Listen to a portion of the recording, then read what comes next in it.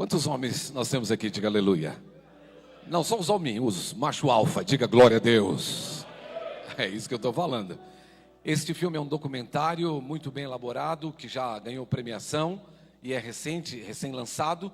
E ele fala do contexto histórico de Israel e a guerra que eles estão vivendo no Oriente Médio. É muito importante para o contexto geopolítico e para nós entendermos o momento que nós estamos vivendo na história de Israel, porque Israel ele é o termostato que nos aponta para a vinda de Cristo. Então eu quero convidar todos os homens. Pastor, as mulheres não podem vir? Óbvio que as mulheres podem vir, tá, queridos? É um documentário um pouco forte, não é? Mas as mulheres também estão convidadas. As mulheres, os homens não podem ir amanhã? Claro que pode, não é? Os homens podem, são trabalhos, iniciativa de departamento de ministérios, mas você pode participar também. Amém, queridos?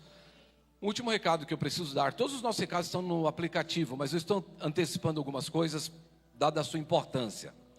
Na semana que vem, não nesta semana, nós estamos numa série chamada Aviva-nos às terças-feiras. Nessa próxima terça-feira nós temos um preletor, mas o preletor da semana que vem, que é o encerramento da nossa campanha, eu tenho a alegria de receber aqui, convidei lá do Paraná, o pastor Dan Cortez. Quantos conhecem o pastor Dan Cortez aqui? Todo mundo conhece o Dan Cortez. Dan Cortez, ele vai estar ministrando aqui, não nesta terça-feira, na última noite da série Aviva-nos. Se você não conhece, eu quero convidar você para conhecer o ministério deste homem de Deus, um jovem pastor, que Deus tem usado de uma forma muito especial no Paraná. E ele vai estar ministrando aqui na outra terça-feira. Quantos pastores, líderes, quantas pessoas que estão envolvidos com o ministério aqui, presbíteros, diáconos, obreiros, quantos tem aqui? Deixa eu dar um sinal assim, deixa eu ver, só os que estão envolvidos. Uma palavra para você. Na quarta-feira, após o encerramento do Aviva-nos, nós vamos ter uma noite para liderança. Todas as pessoas de todos os ministérios, de todas as áreas, nós vamos ter uma palavra específica para líderes e o pastor Dan é quem vai estar ministrando também esta palavra. Amém? Último recado, quantas pessoas de grupos pequenos nós temos aqui? Líderes de grupos, líderes anfitriões, quantas pessoas estão envolvidas com grupos pequenos? Ótimo. Não amanhã, na segunda-feira próxima, nós temos uma noite de treinamento. O Ministério de Mídia, que cuida da parte do aplicativo, vai estar dando um treinamento, porque as nossas ministrações, elas vão estar agora agregadas e baseadas na plataforma do aplicativo, tá bom? Então, todos os líderes de grupos pequenos, não amanhã, segunda-feira, na outra segunda-feira, nós teremos uma noite de treinamento. Amém, pastor Elcio? É isso? Estou esquecendo de algum detalhe? É dia 21, 19h30, aqui na igreja. Amém, amados? Abra sua Bíblia, por favor, no livro de Atos dos Apóstolos. Dia 18, obrigado por ter lembrado. Dia 18, todos os diáconos, na casa do pastor Oswaldo, nós vamos ter uma noite de palavra.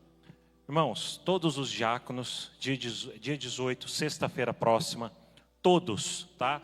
Não só aqueles que ajudam a servir a ceia, levam kit crente, tá bom? Nós vamos ter uma palavra lá com o pastor Cláudio, uma palavra com o pastor Oswaldo, e para a gente estarmos nos abençoando, tá? Vai ser um momento de edificação para nós ali, da gente se sintonizar para aquilo, com a visão que o pastor Cláudio está conversando conosco, tá bom?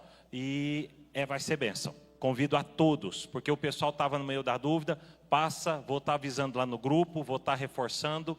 Jesus abençoa. Amém, obrigado, querido. Então está confirmado, dia 18 para todos os diáconos. Desculpa, esqueci 2 recados, desculpa me estender nos recados, como disse, dada a sua importância. Nós tivemos ontem o Dia das Crianças e nós vamos celebrar com as nossas crianças no dia 26, é isso? 26, não neste sábado próximo, no outro sábado vai ser a festa das nossas crianças aqui na igreja. Quero convidar você para trazer filhos, netos, ou se você conhece alguma criança carente que precisa de um tempo específico, numa celebração juntos, então traga também, não nesse sábado, no outro sábado, às 19h30, tá bom, queridos?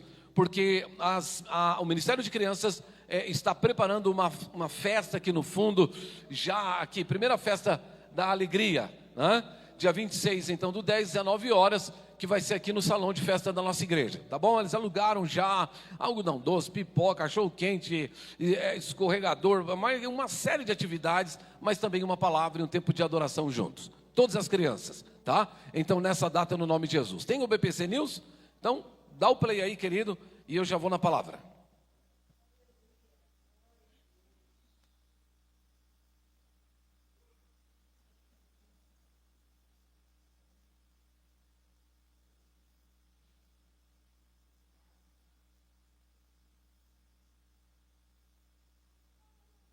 Nada?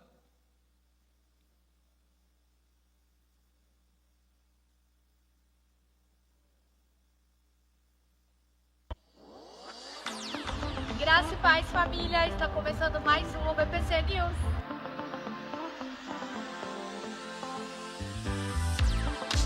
No domingo passado, nós tivemos um batismo na nossa igreja e foi poderoso. Se você ainda não se batizou e tem esse desejo, nos procure. Agora vamos de agenda? Amanhã, segunda-feira, a pastora Márcia está organizando uma ida ao cinema para assistir ao filme A Forja e conta com a sua presença. Nos encontraremos no Brasil Pet Shop às 18 horas. Na terça-feira, às 19h30, continuaremos com a série Aviva-nos, com a participação do pastor Osvaldo do Bairro. E já na quarta-feira, seguimos com a Escola de Líderes no mesmo horário.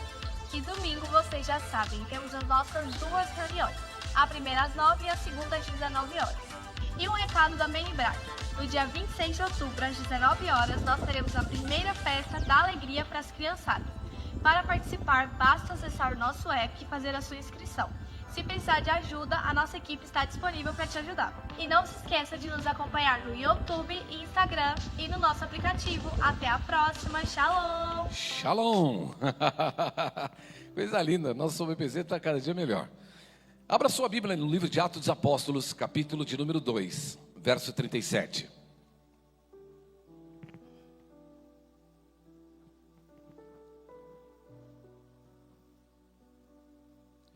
Atos dos Apóstolos, capítulo 2, verso 37. Por favor, querido, projeta para mim.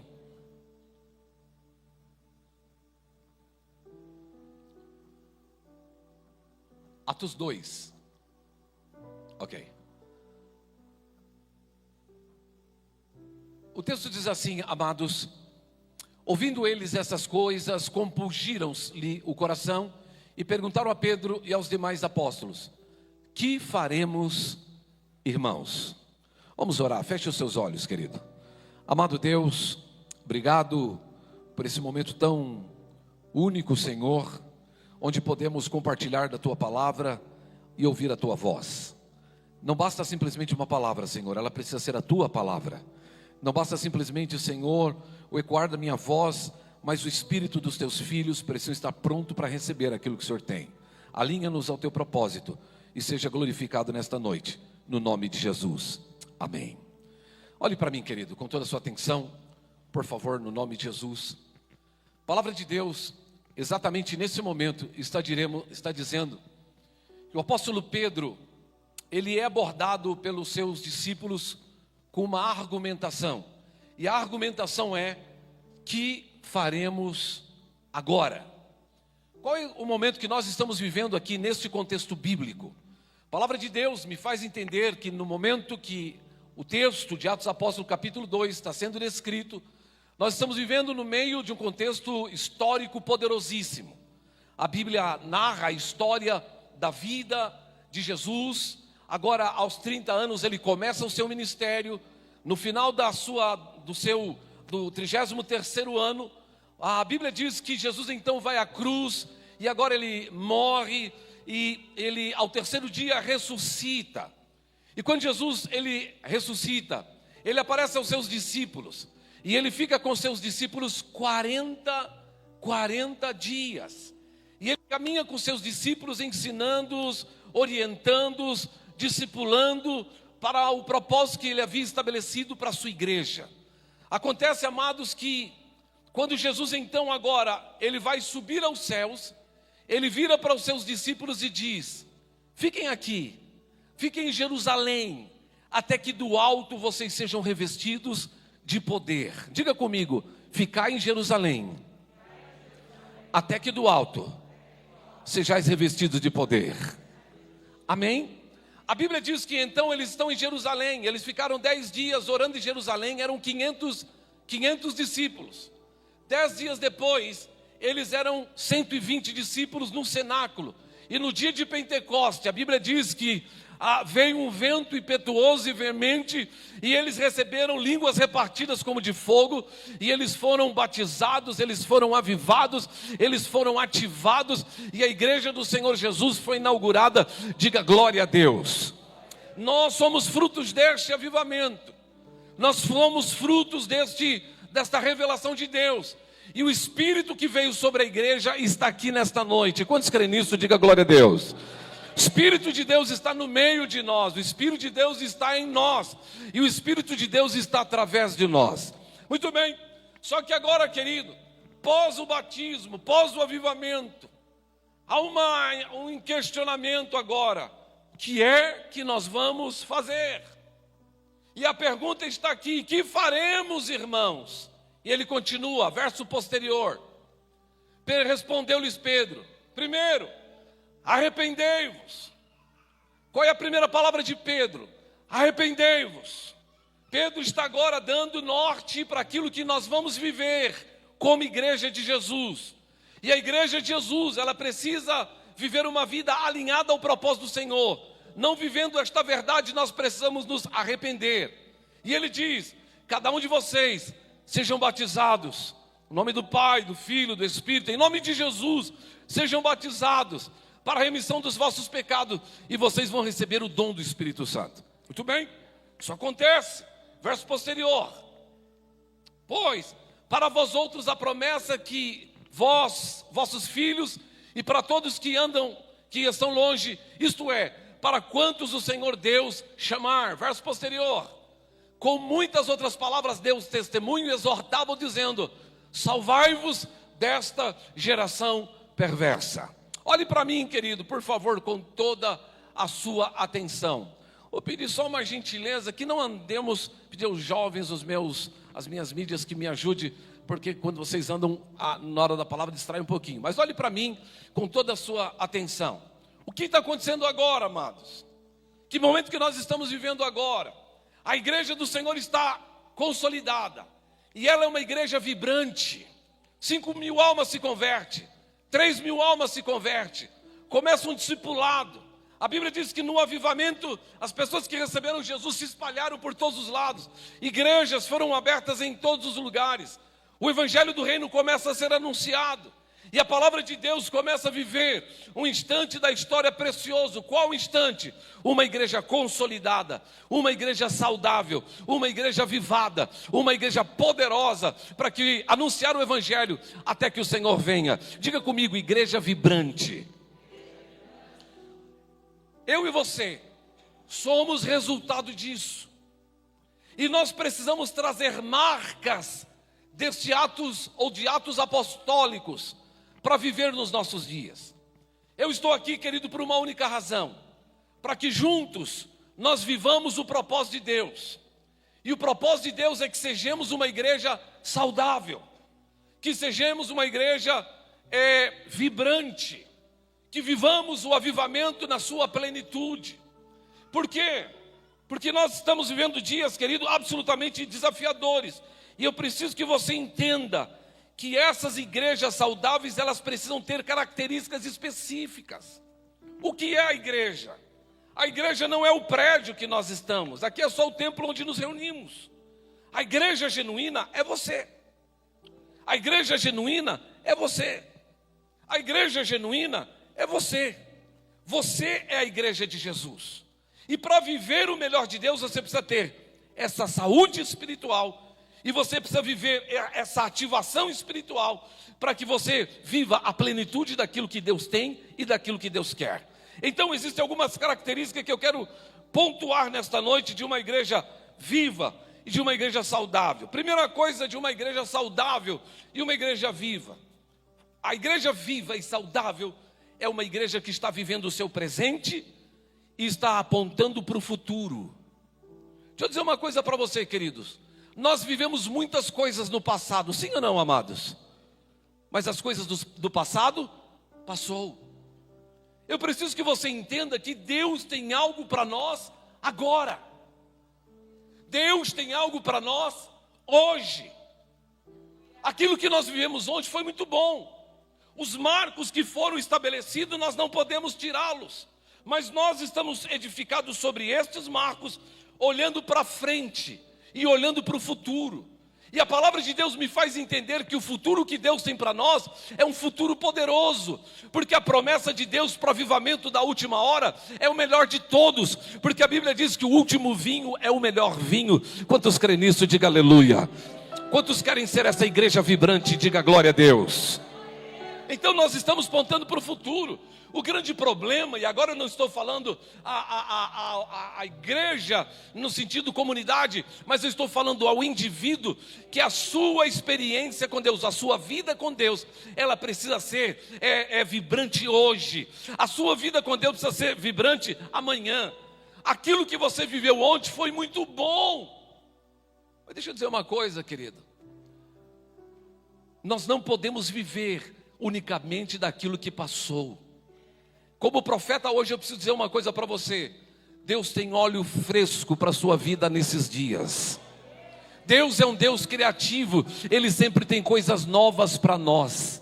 Há um grande problema, que há um saudosismo do passado. E às vezes nós nos limitamos a esse saudosismo.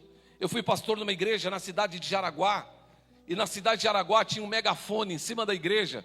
E os irmãos dirigiam um culto e pregavam ali desse megafone. Ano de 1967. Eles pregavam com o megafone. Eu quero saudar os irmãos com a paz do Senhor. Lembra dos megafones, querido? Ele tinha um som meio afônico assim, né? Eu quero saudar os irmãos com a paz do Senhor e nesta manhã. E eu tinha um irmão lá em Jaraguá, a irmã Claudinha talvez lembra, que é lá de Jaraguá, os irmãos de Jaraguá talvez lembrem. Eu tenho a minha filha da irmã Teonaide ali atrás. Chamava presbítero, como é que era? Rodolfo, não. Haroldo. O presbítero Haroldo, todas as vezes que dava oportunidade na igreja, eu já sabia a cantiga dele. Ele pegava o microfone e dizia assim: irmãos, no ano de 1967, eu pregava o evangelho aqui nos megafones para essa cidade. Só que tinha um problema, querido. Ele pregou em 1967 e parou.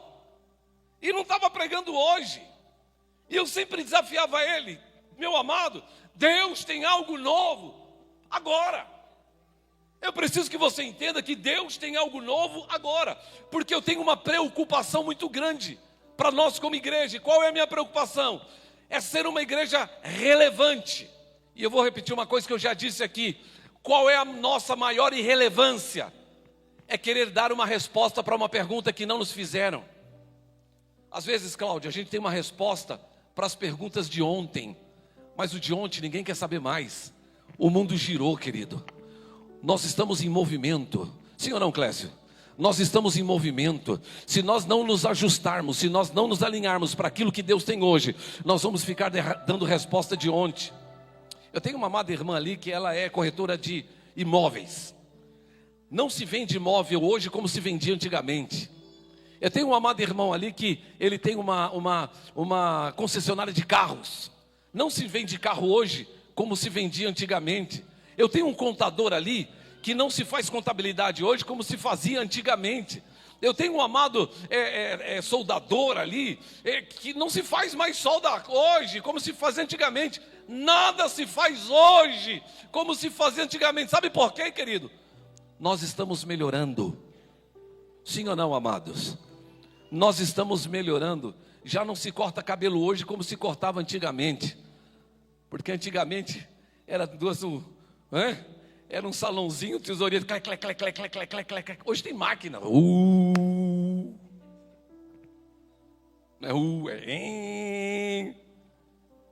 Agora deixa eu fazer uma pergunta.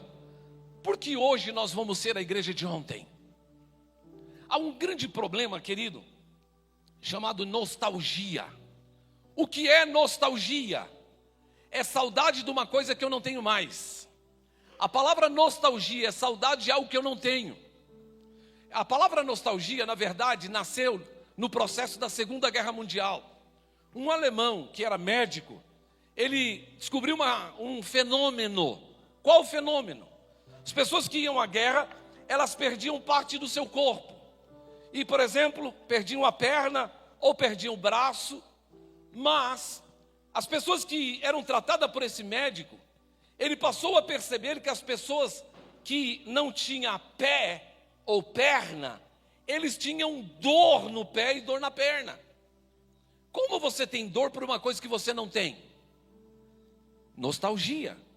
Pessoas que não tinham mais o braço, mas eles tinham dor no braço. Como você tem dor por uma coisa que você não tem mais? O grande problema, querido, é que muitos de nós vivem uma nostalgia. Sofre por aquilo que não tem mais. Deixa eu dizer uma coisa para você, querido. Aquilo que você não tem mais, você não precisa sofrer mais.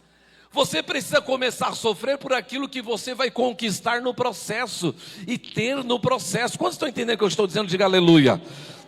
Porque para conquistar coisas, há desafio. Olhar para trás, olha para mim, olhar para trás é importante. Olha aqui, nós estamos num carro. Aí tem um retrovisor aqui, sim ou não? Para a gente fazer o quê? Olhar para trás. Porque senão a gente ia dirigir. Ia ter que olhar para trás e aconteceu um acidente. Então nós temos um retrovisor. Ele é pequeno. Por quê? Porque o mais importante do que olhar para trás é olhar para frente. Nós temos aqui um para-brisa enorme, bem amplo, para a gente olhar para onde? Para frente.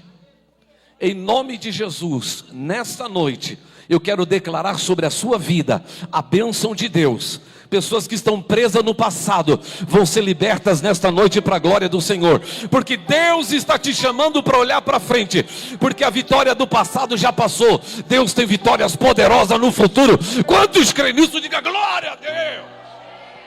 Aleluia. Deus tem me dado a oportunidade de ir em alguns lugares. Eu e a minha esposa viajamos muitos lugares fazendo a obra do Senhor Jesus. E muitos países. Um dos países que nós fomos várias vezes, até porque os meus pais moram lá e eu vou com muita frequência lá, é os Estados Unidos. Eu estou dizendo isso por uma razão. Eu estive numa avenida muito importante em Manhattan. E nessa avenida eu vi uma coisa curiosa. Uma das avenidas mais importantes de Manhattan. Esqueci o nome da avenida. Onde fica as coisas ali mais importantes. Eu vi uma coisa curiosa. Tinha uma casinha, Juscelino. As casas nos Estados Unidos, elas são de madeira. E tinha uma casinha nessa avenida importante. E era uma casinha que você percebia que era uma casa antiga. Mas o curioso não era a casa ali. O curioso é que o prédio que estava à direita era um arranha-céus. E o prédio que estava à esquerda era outro arranha-céu, moderno. Mas tinha uma casinha no meio. O que aconteceu, querido? Aí fui me informar da história, porque o indivíduo não queria vender a propriedade, os filhos então queriam guardar o legado do pai, e aquela casa ficou um museuzinho da família, numa das avenidas mais importantes de Manhattan. Tudo mudou, mas aquela casinha ficou ali. Então ela passou a ser o quê? Um estudo arqueológico. Quem vai lá ver aquela coisa? Só quem quer ver coisa velha. Deixa eu dizer uma coisa, querido. Ou você muda, ou você vai viver vai ser produto de estudo arqueológico. Quantos estão comigo? Diga glória a Deus. Ou você se posiciona para a realidade de hoje, daquilo que Deus tem para nós à luz da sua palavra, ou você vai se tornar um fruto, viu, Josias? Vai se tornar um fruto de estudo arqueológico. As pessoas vão te procurar e falar aqui, ó, você quer ver um velho? Olha aqui. Você quer ver uma história antiga? Olha aqui, querido. Eu tenho uma história antiga, mas eu tenho uma história do presente. E eu vou fazer uma história no futuro. Quando estão comigo, diga glória a Deus. Eu conquistei muita coisa no passado, mas não é suficiente. Quantas vezes eu saio para cursos, para aulas, para simpósios, para imersões. Eu preciso crescer. Eu tenho uma agonia dentro de mim, daqui, qualquer hora dessa eu vou me rasgar no meio e vou sair de dentro de mim, de tanta agonia que eu tenho, porque eu preciso caminhar para frente. Psst, deixa eu ajudar a rasgar você do meio também, querida. Nos derramar diante do Senhor e dizer: Senhor, faça da minha vida um milagre. Faça da minha vida um milagre. Deixa eu te falar uma coisa, querido.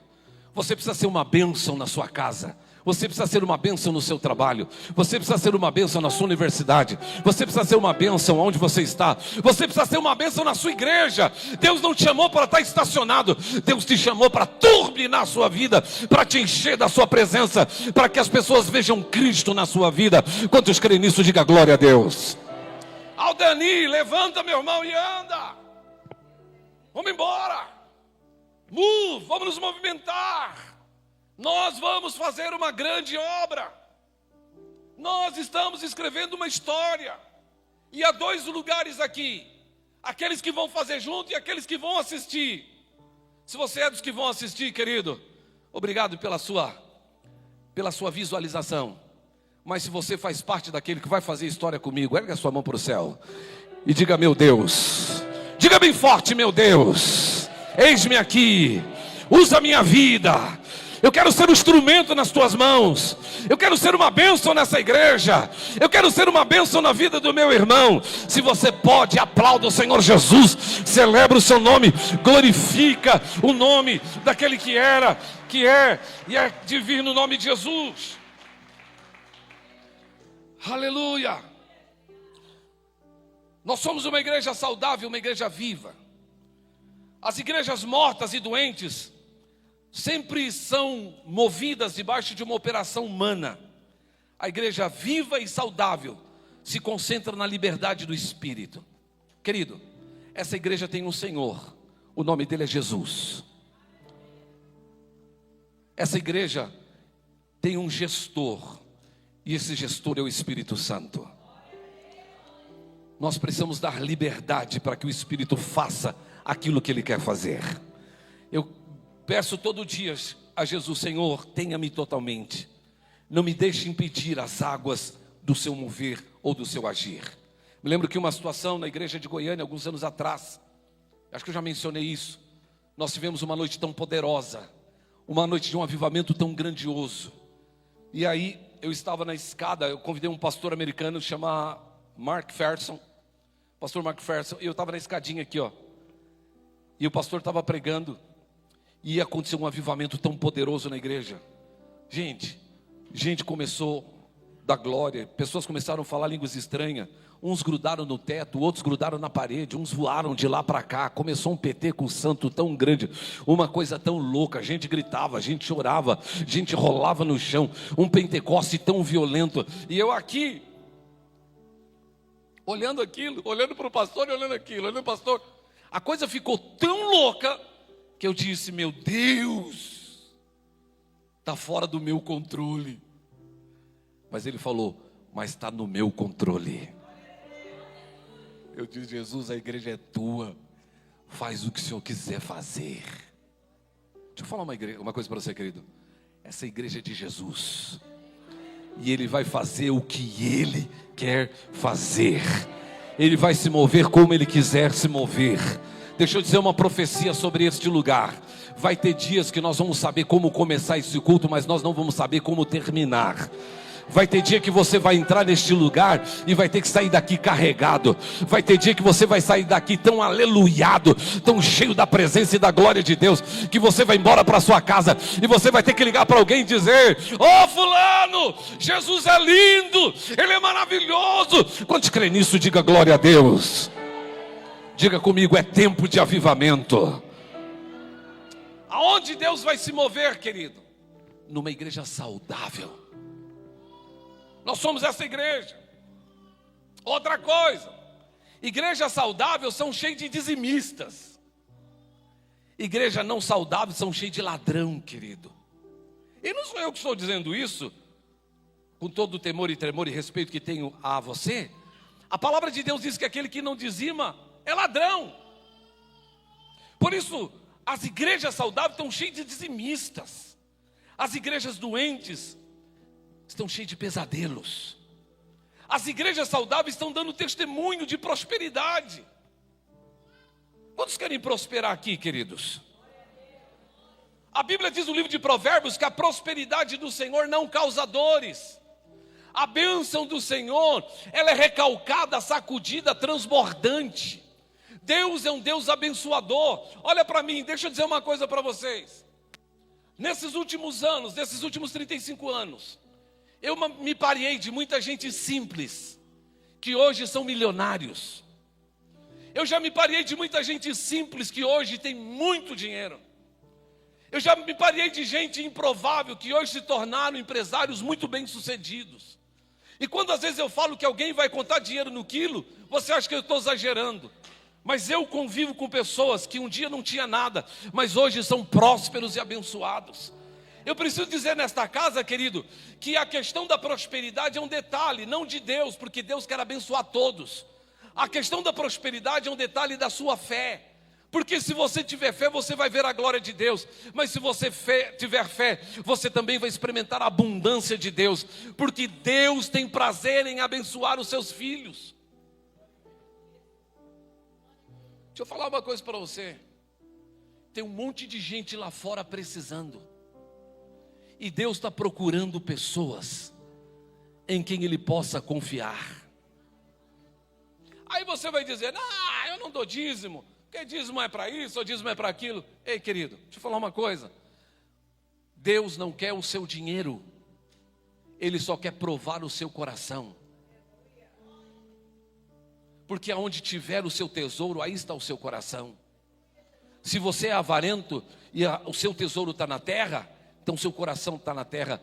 Mas se você é um cara generoso e o seu coração está no Senhor, e você é fiel, os seus dízimos, é grato, ministrando as suas ofertas, Ele derrama sobre você a sua graça. E deixa eu dizer uma coisa, Ele vai te abençoar mais, Ele vai te abençoar mais, Ele vai te abençoar mais, Ele vai te abençoar mais. E deixa eu te falar uma coisa, Deus para abençoar não depende do governo do Brasil. Porque Deus te faz prosperar nos momentos mais improváveis. Enquanto está tudo ruim, enquanto está tudo absolutamente complicado, Deus então faz florescer no deserto, e Deus faz abençoar o seu povo. Quantos querem essa bênção da parte do Senhor? Diga glória a Deus. Então ergue a sua mão direita para o céu e diga assim comigo: no nome de Jesus, eu faço parte de uma igreja saudável, e onde eu colocar a minha mão, vai prosperar. Diga, minha casa vai prosperar. Diga, os meus filhos vão ter saúde. Diga, minha família vai ser alinhada. Diga, minha família vai ser abençoada. Quantos querem essa bênção? Diga glória a Deus. Fui visitar um casal essa semana, eu e a pastora Márcia. E o marido da casa disse: pastor, eu quero fazer uma pergunta para o senhor. O senhor tem 35 anos de ministério. O senhor tem muito conhecimento razoável, e eu preciso fazer uma pergunta para o senhor. Aí eu peguei o meu chip do conhecimento, ativei o chip das perguntas difíceis, porque tem perguntas elementares e perguntas difíceis. Eu já ativei o chip das perguntas difíceis. Eu me revesti de toda a minha experiência, trouxe na minha memória toda a minha eloquência, vamos dizer assim, para dar uma resposta à altura da pergunta, porque eu achei que a pergunta que ele ia fazer era muito difícil. E ele me fez uma pergunta: o que é melhor? É ser abençoado ou abençoar? Aí eu tirei o chip das perguntas difíceis, o chip da minha eloquência, me desfiz da minha experiência passada, porque a resposta é elementar. A coisa mais bem-aventurada é dar do que receber. Sabe por quê? Porque quem dá já recebeu. Querido, olha para mim, faça assim com a sua mão. Receba nesta noite a confirmação de tudo aquilo que você tem sonhado da parte de Deus. Porque Deus é quem abre portas, segundo o Apocalipse. Deus quem opera o milagre, segundo Mateus. Deus é quem operou prodígios na pessoa de Jesus no livro de João. Deus é o mesmo ontem, hoje, será eternamente, diz a palavra do Senhor. Então, em nome de Jesus, eu declaro sobre a sua vida a bênção do Senhor, a prosperidade do Senhor, portas abertas. Mas também Deus vai colocar na sua frente pessoas a quem você vai abençoar. E eu quero profetizar que você vai ser um canal de bênção para centenas e milhares de pessoas. Quantos creem nisso, diga glória a Deus. Em nome de... Aplauda o Senhor, celebre o seu nome, pois Ele é digno.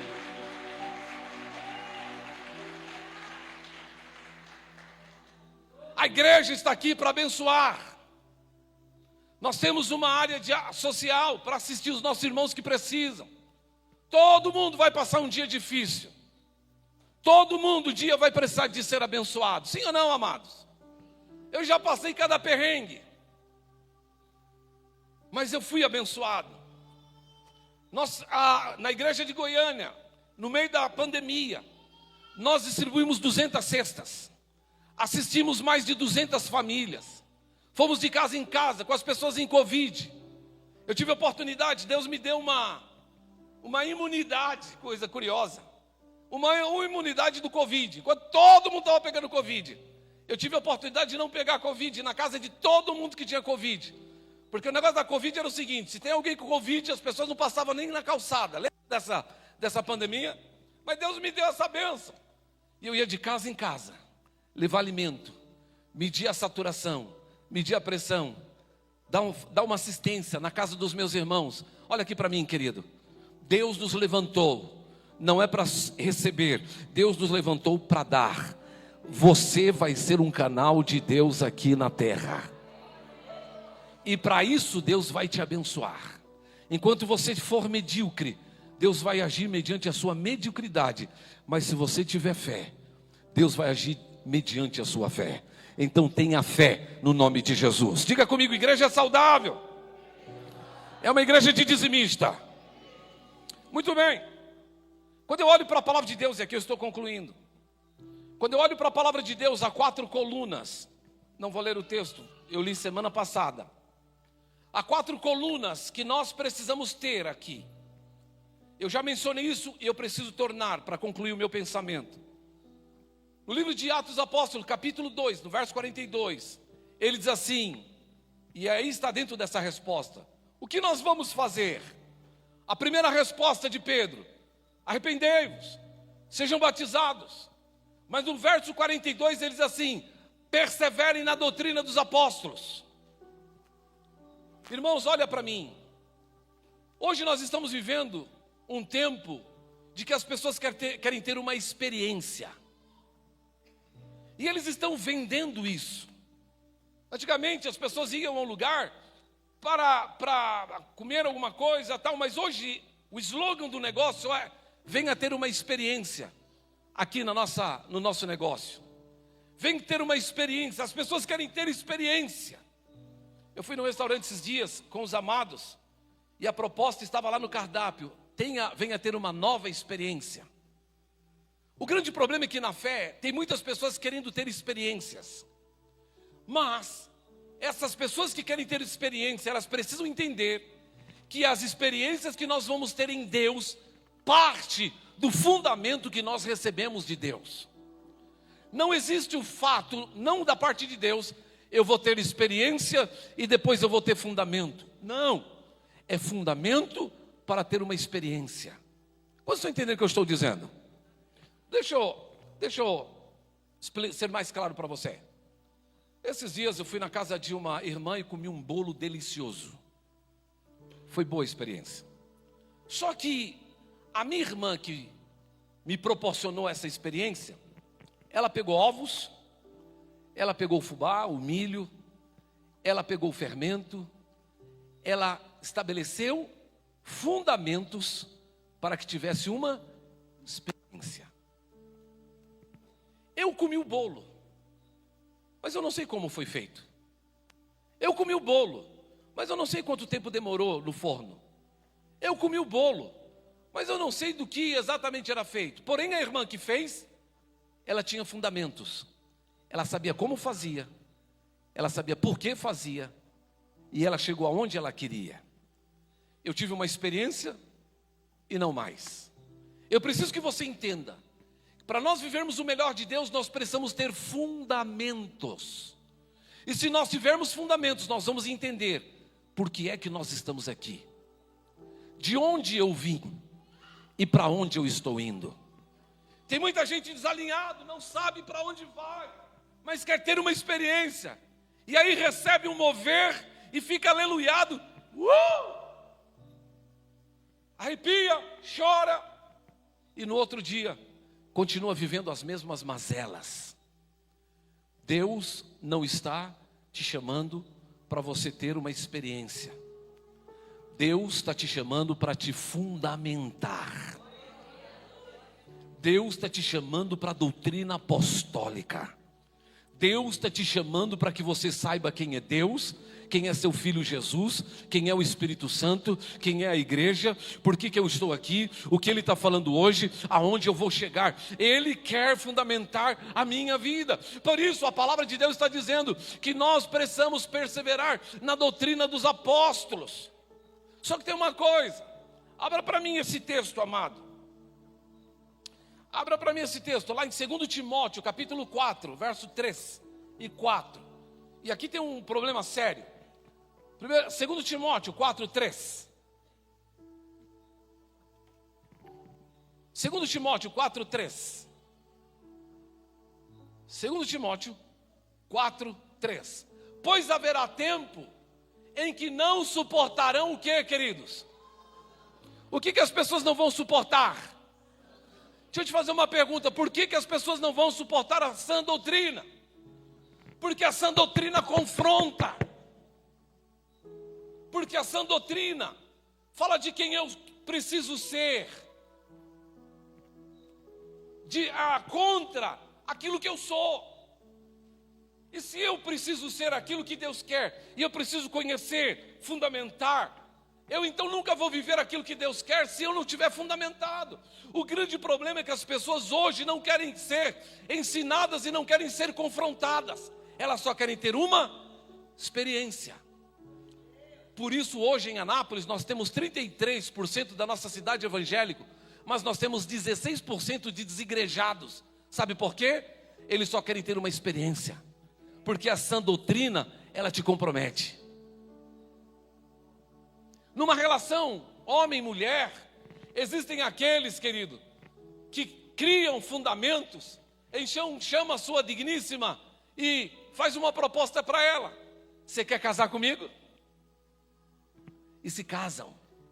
Mas existe um grupo de pessoas que só querem ficar, não querem ter compromisso. Os que não querem ter compromisso são aqueles que não aceitam a sã doutrina. Nós precisamos desta doutrina. Essa igreja vai viver debaixo desta doutrina. Há anos, o pastor Oswaldo tem sido fiel a esta palavra nesta casa. E nós vamos subir a este altar para anunciar a sã doutrina, a palavra cristalina, para que você, como igreja do Senhor, seja fortalecido e seja um homem e uma mulher de Deus para a glória de Deus Pai. E ele diz ainda, eles não querem essa doutrina, pelo contrário, cercar-se-ão de mestres segundo a sua própria. Olha para mim, amado. As pessoas vão buscar pastores que falam aquilo que eles querem ouvir.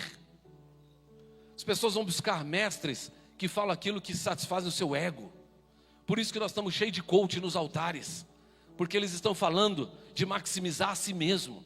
Deixa eu te falar uma coisa, querido, isso é contrário ao evangelho. Eu não preciso maximizar a mim mesmo. A Bíblia diz, aquele que quer vir após mim, negue-se a si mesmo, tome a sua cruz e siga-me. Deus está te chamando para ser uma nova criatura, não a partir de si mesmo, mas a partir do evangelho, a partir de Jesus. Por isso nós precisamos da sã escritura, por isso nós precisamos da sã doutrina. E aí ele diz que com sentimentos e coceira no ouvidos. Eles têm coceira, para quê? Para ouvir aquilo que faz cosca no ouvido. Você é top? Você é a melhor versão de você mesmo? Você é o cara? Você. Olha para mim, querido. Não tem nada a ver com a gente. tem tudo a ver com Ele. Salmo 115, verso 1 diz assim: não a nós, Senhor, mas ao teu nome na glória.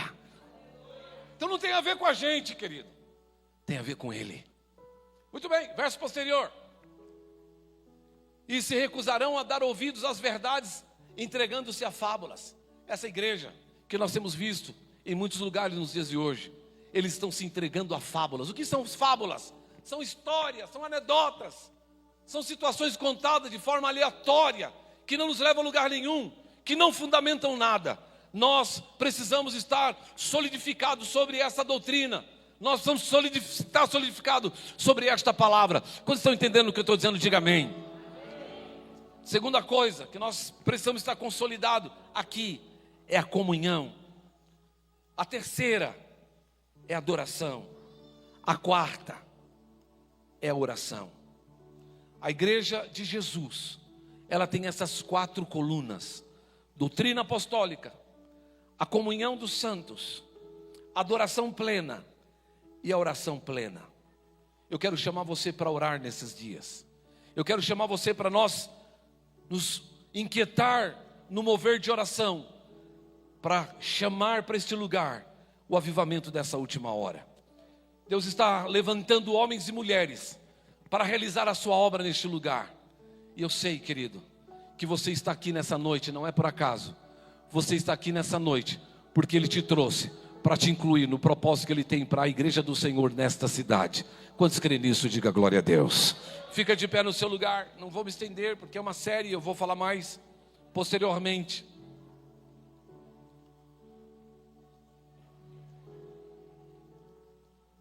Concluindo, querido, nós precisamos ser uma igreja saudável.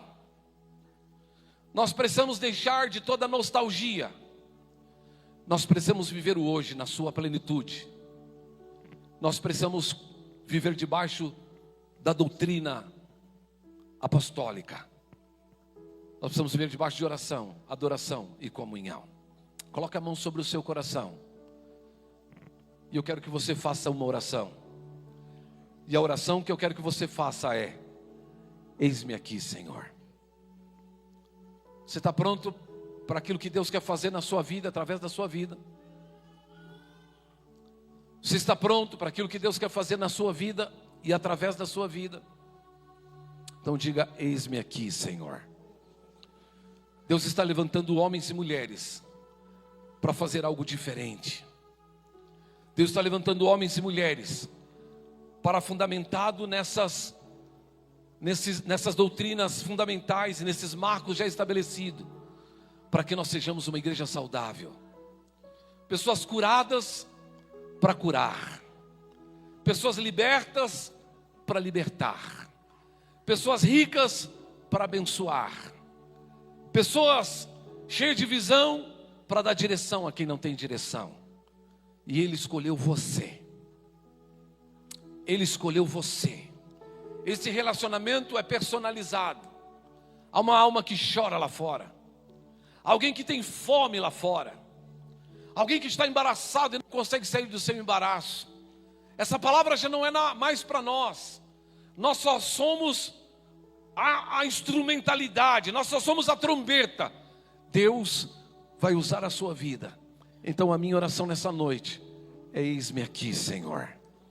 Eis-me aqui, Senhor. Você pode dizer mais uma vez: eis-me aqui?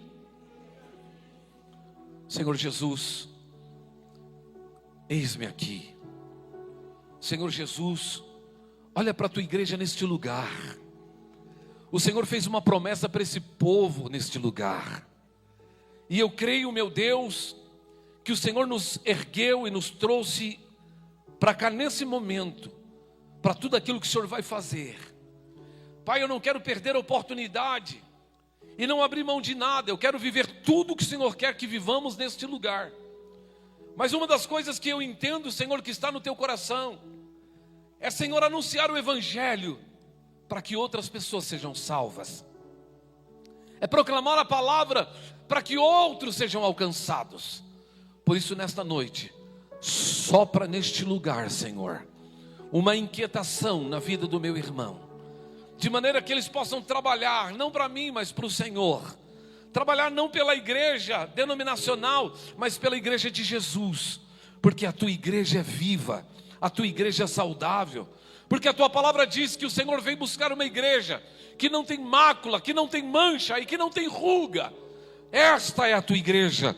E neste lugar, Senhor, eu vejo uma igreja saudável, Senhor, uma igreja orgânica, uma igreja que cresce, uma igreja que cuida, uma igreja, Senhor, que gera, mas uma igreja que abençoa. Senhor, eu vejo pela fé neste lugar, homens e mulheres sendo levantados para abençoar o seu bairro, a sua vizinhança, a sua família. Move nesta casa um avivamento poderoso, de maneira tal que o teu nome seja glorificado. Em nome de Jesus, em nome de Jesus, nós oramos, Senhor, e mais uma vez eu, Senhor, oro dizendo: eis-me aqui, usa-nos, Senhor, e faça da nossa vida um milagre, em nome de Jesus. Diga comigo: eu recebo esta palavra, em nome de Jesus.